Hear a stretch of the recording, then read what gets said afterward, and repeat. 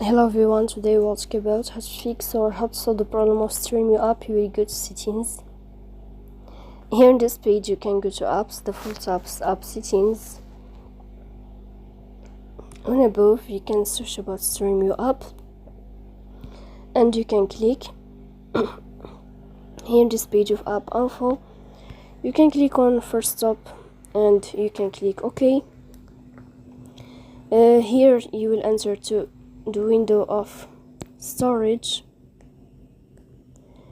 Then you can click on clear cache. In the end you can turn off your phone and you can turn on your phone again to fix that problem. So please don't forget to support us by like and subscribe. See you next time in another video, and thank you for your attention and your watching.